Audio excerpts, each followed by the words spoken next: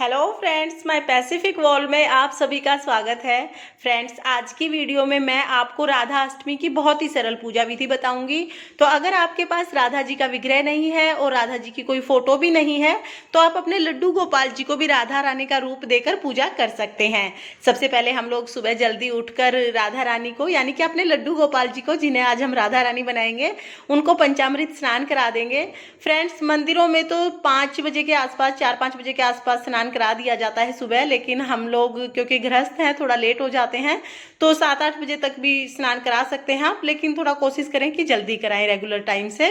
और उसके बाद मैंने नई पोशाक पहना दी है लड्डू गोपाल जी को और फिर हम अपने लड्डू गोपाल जी को राधा रानी के स्वरूप में तैयार कर लेंगे। तो देखिए, ये मेरे लड्डू गोपाल जी बिल्कुल राधा रानी बन गए हैं।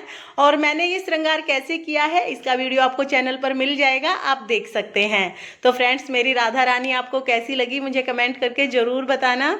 और इसके बाद हम लोग राधा अष्टमी की पूजा करते हैं फ्रेंड्स, क्योंकि लड्डू गोपाल जी श्री कृष्ण जी का बाल स्वरूप हैं और इन्हें हमने राधा रानी बनाया है, तो राधा कृष्ण का स्वरूप हो गए हैं ये। क्योंकि राधा रानी की अकेले पूजा नहीं की जाती है, श्री कृष्ण जी के बिना राधा रानी पूजा स्वीकार ही नहीं करती हैं। तो यहाँ पर तो लड्डू गोपाल जी हैं तो राधा कृष्ण जी का स्वरूप है वो, तो इसलिए हम लोग लड्डू गोपाल जी को राधा कृष्ण जी मानकर उनकी पूजा करेंगे राधा बनाकर। और इसके बाद हमने यहाँ पर की है अष्टदल कमल बनाया है हमने, और यहाँ पर हम कलश की स्थापना करेंगे। देखिए, कलश को कंठ तक भरकर मैंने उस पर कलावा बांध दिया है। उसके बाद फूल, सिक्का, हल्दी, सुपारी, चावल ये सब डालकर और पत्ते यहाँ पर मैंने 5 आम के लिए हैं, उन पर तिलक लगाकर मैं कलश की स्थापना कर लूँगी। तो फ्रेंड्स, कलश पर मैंने ये पात्र अक्षत से भर के रखा है। अगर आपके पास राधा कृष्ण जी का छोटा विग्रह है तो ये जो कलश रखा है इसके ऊपर हम लोग राधा कृष्ण जी को विराजमान करते हैं, लेकिन मेरे पास राधा कृष्ण जी का विग्रह नहीं है। और देखिए, ये आ गई है हमारी राधा रानी, तो अब हम राधा रानी को विराजमान कर देंगे। तो फ्रेंड्स, जैसा कि मैंने आपको बताया कि मेरे पास श्री कृष्ण जी का विग्रह नहीं है तो मैं कलश पर दिया स्थापित करूंगी। तो यहाँ पर मैं कलश पर दिया स्थापित कर दूंगी और साइड में मैंने राधा रानी को विराजमान कर दिया है।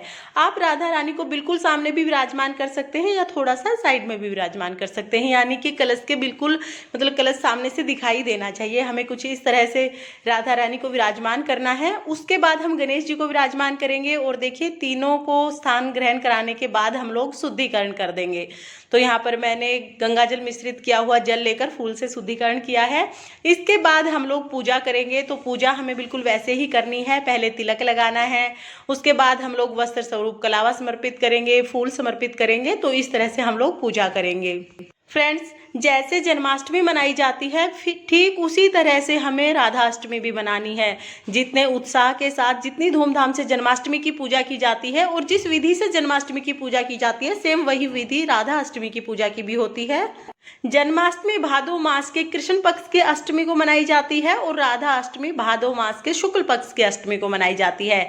इसके अलावा जन्माष्टमी पर श्री कृष्ण जी का जन्म रात को 12 बजे हुआ था और राधा अष्टमी पर माना जाता है कि राधा रानी का जन्म दोपहर में 12 बजे हुआ था। तो जैसे हम जन्माष्टमी की पूजा रात को करते हैं, उसी तरह से हमें राधा अष्टमी की पूजा दोपहर में करनी है 12 बजे। फ्रेंड्स, राधा अष्टमी का भी व्रत किया जाता है। जैसे जन्माष्टमी का व्रत किया जाता है वैसे ही राधा अष्टमी का व्रत किया जाता है। अगर आप फलाहार व्रत करते हैं तो आप चांद के दर्शन करके चांद को जल सींचकर उसके बाद फलाहार कर सकते हैं। और अगर आप एक समय भोजन का व्रत करते हैं तो आप शाम को चांद के दर्शन करके उन्हें जल सींचकर भोजन कर सकते हैं। तो इस तरह से व्रत किया जाता है। और राधा अष्टमी इस वर्ष 14 सितंबर 2021 को मनाई जाएगी और व्रत भी हमें 14 सितंबर 2021 को ही करना है। जैसा कि मैंने आपको बताया, जो लोग व्रत करेंगे वो 14 सितंबर को शाम को चांद को देखकर, अर्घ देकर उसके बाद अपना व्रत खोलेंगे। तो फ्रेंड्स, इस तरह से हमें व्रत करना है। और राधा अष्टमी पर हमें राधा रानी को चुनरी और श्रृंगार का सामान जरूर समर्पित करना है, क्योंकि महिलाएं अपने संतान प्राप्ति के लिए, अपने घर की खुशहाली के लिए, घर में सुख समृद्धि के लिए राधा रानी को प्रसन्न करती हैं और राधा रानी की कृपा दृष्टि उन पर बनी रहती है। तो फ्रेंड्स, यहाँ पर मैंने श्रृंगार की कुछ चीजें राधा रानी को समर्पित की हैं और एक चुनरी समर्पित की है। इसके बाद हम लोग जल समर्पित करेंगे और भोग समर्पित करेंगे। तो भोग में दही अरवी की सब्जी जरूर बनाई जाएगी। आप दही अरवी को किसी भी रूप में बना सकते हैं, लेकिन दही अरवी का भोग राधा रानी को अति प्रिय है। तो आपको दही अरवी बनानी है, साथ में कुछ मीठा बना लें, पूरी बना लें, जो भी अच्छे से अच्छा भोग आप बना सकते हैं राधा रानी को, वो भोग आप समर्पित करें। कुछ ऋतु फल मैंने यहाँ पर समर्पित किए हैं। फ्रेंड्स, इस दिन यानी कि राधा अष्टमी के दिन आप राधा रानी को 56 भोग भी समर्पित कर सकते हैं।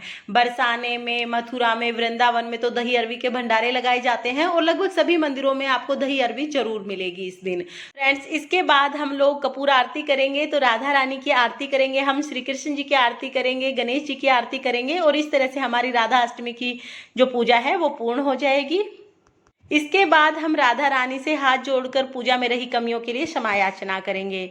तो फ्रेंड्स, इस तरह से हम बिना विग्रह और बिना किसी फोटो के भी अपने लड्डू गोपाल जी को राधा का रूप देकर बहुत ही आसानी से राधा अष्टमी की पूजा कर सकते हैं। फ्रेंड्स, वृंदावन में भी बांके बिहारी के मंदिर में बांके बिहारी लाल जी को राधा अष्टमी के दिन राधा जी का रूप दिया जाता है। बहुत ही अनोखे स्वरूप से उन्हें तैयार किया जाता है और भक्तों की बहुत भीड़ होती है दर्शन करने के लिए। इस राधा अष्टमी को आप भी अपने लड्डू गोपाल जी को राधा रानी के स्वरूप में संवारे। तो फ्रेंड्स, आपको मेरी राधा रानी कैसी लगी मुझे कमेंट करके जरूर बताना। और अगर आपको मेरी राधा रानी पसंद आई है, अगर आपको मेरी राधा रानी सुंदर लगी है, तो वीडियो को लाइक करना और चैनल को सब्सक्राइब करना। राधे राधे।